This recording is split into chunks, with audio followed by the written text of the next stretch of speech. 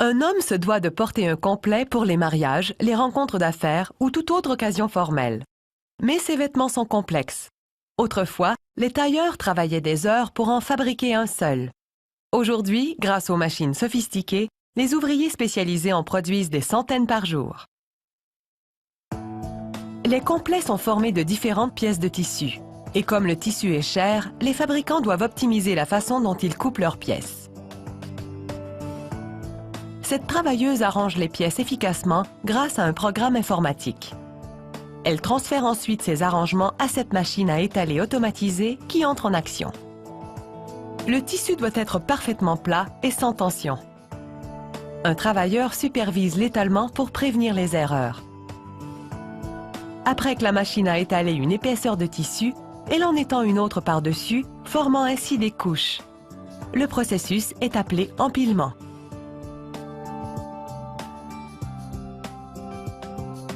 Une machine automatisée découpe les couches de tissu selon le modèle numérique aperçu plus tôt. Grâce à la disposition optimisée des pièces, très peu de tissu est gaspillé. Cette machine peut couper les pièces de 2 complets en moins de 5 minutes. Un travailleur récolte ensuite les pièces et vérifie qu'elles ne comportent pas d'erreur. Il regroupe les pièces nécessaires à la fabrication de chaque complet. À la station suivante, des travailleuses déposent un autre type de tissu sur chacune des pièces. Ce tissu, appelé renfort, est conçu pour donner de la stabilité aux vêtements. Chaque pièce de renfort doit être précisément alignée avec le tissu du complet.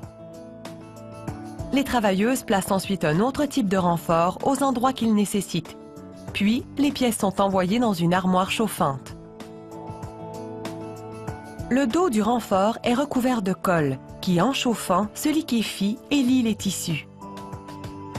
Ensuite, les pièces refroidissent sur un transporteur à courroie perforée avant d'être recueillies par des empileurs automatisés. Les travailleuses peuvent maintenant les coudre. Elles passent les vêtements d'une station à l'autre à l'aide de chariots suspendus à un système de rails. Ici, une travailleuse coud des poches sur le devant des complets avec une machine automatisée. Elle place le tissu des poches dans des réceptacles latéraux, tend le devant du complet, puis active la machine.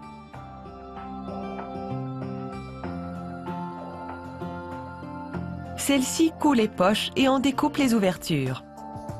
Elle peut coudre 1000 poches par jour. Une travailleuse place le devant du complet sur une presse à repasser. Elle place un écran sous le rabat de la poche pour éviter qu'elle n'imprime une marque.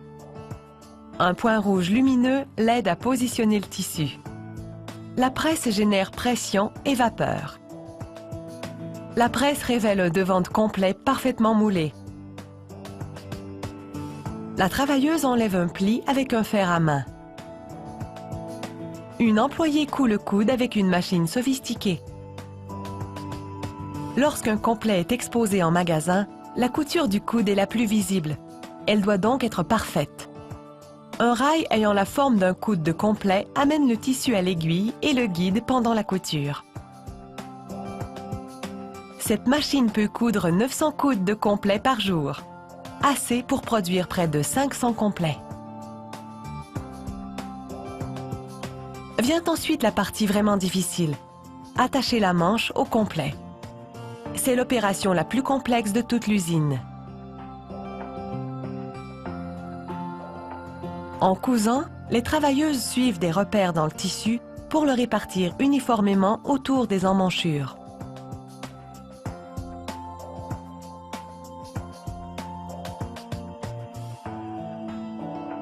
Les complets sont presque terminés, mais il reste à faire les boutonnières. Cette machine est conçue spécialement pour ça.